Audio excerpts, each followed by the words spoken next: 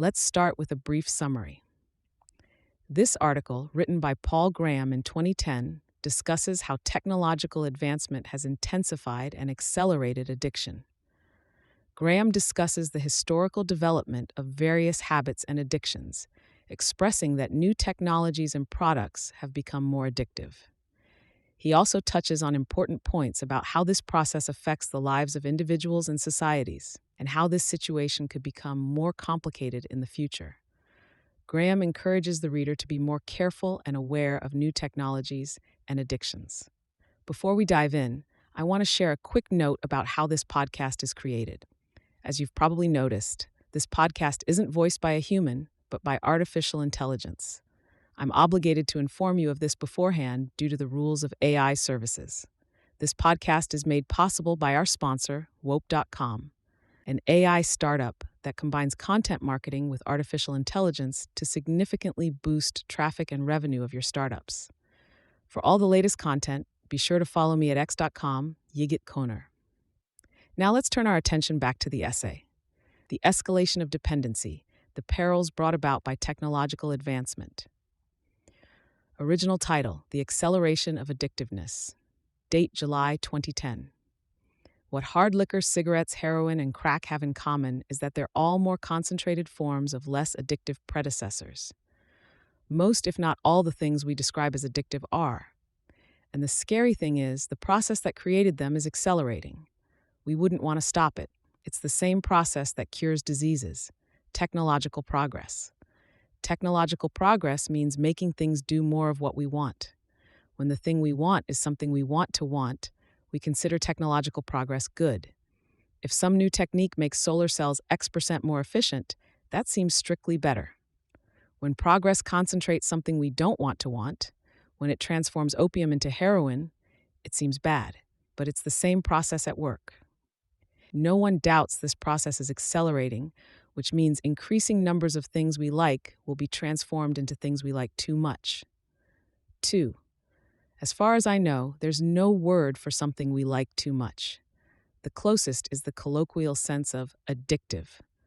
That usage has become increasingly common during my lifetime, and it's clear why. There are an increasing number of things we need it for. At the extreme end of the spectrum are crack and meth. Food has been transformed by a combination of factory farming and innovations in food processing into something with way more immediate bang for the buck, and you can see the results in any town in America. Checkers and solitaire have been replaced by World of Warcraft and Farmville. TV has become much more engaging, and even so, it can't compete convergence.html with Facebook. The world is more addictive than it was 40 years ago. And unless the forms of technological progress that produce these things are subject to different laws than technological progress in general, the world will get more addictive in the next 40 years than it did in the last 40. The next 40 years will bring us some wonderful things. I don't mean to imply they're all to be avoided. Alcohol is a dangerous drug, but I'd rather live in a world with wine than one without. Most people can coexist with alcohol, but you have to be careful.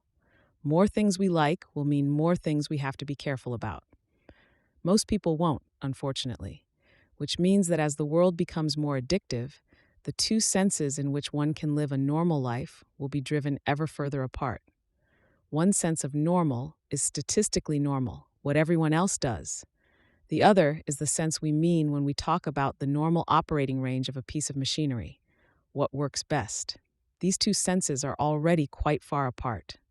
Already someone trying to live well would seem eccentrically abstemious in most of the US. That phenomenon is only going to become more pronounced. You can probably take it as a rule of thumb from now on that if people don't think you're weird, you're living badly. Societies eventually develop antibodies to addictive new things. I've seen that happen with cigarettes. When cigarettes first appeared, they spread the way an infectious disease spreads through a previously isolated population. Smoking rapidly became a statistically normal thing. There were ashtrays everywhere. We had ashtrays in our house when I was a kid, even though neither of my parents smoked. You had to for guests. As knowledge spread about the dangers of smoking, customs changed. In the last 20 years, smoking has been transformed from something that seemed totally normal into a rather seedy habit. From something movie stars did in publicity shots to something small huddles of addicts do outside the doors of office buildings. A lot of the change was due to legislation, of course, but the legislation couldn't have happened if customs hadn't already changed. It took a while, though, on the order of 100 years. And unless the rate at which social antibodies evolve can increase to match the accelerating rate at which technological progress throws off new addictions, we'll be increasingly unable to rely on customs to protect us. Unless we want to be canaries in the coal mine of each new addiction, the people whose sad example becomes a lesson to future generations will have to figure out for ourselves what to avoid and how. It will actually become a reasonable strategy, or a more reasonable strategy, to suspect everything new. en.wikipedia.org Paleolithic diet. In fact, even that won't be enough.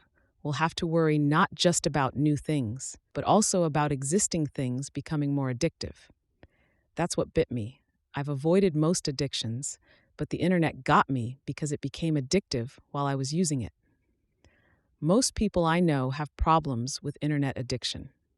We're all trying to figure out our own customs for getting free of it. That's why I don't have an iPhone, for example. The last thing I want is for the internet to follow me out into the world. My latest trick is taking long hikes. I used to think running was a better form of exercise than hiking because it took less time. Now the slowness of hiking seems an advantage, because the longer I spend on the trail, the longer I have to think without interruption. Sounds pretty eccentric, doesn't it? It always will when you're trying to solve problems where there are no customs yet to guide you. Maybe I can't plead Occam's razor. Maybe I'm simply eccentric.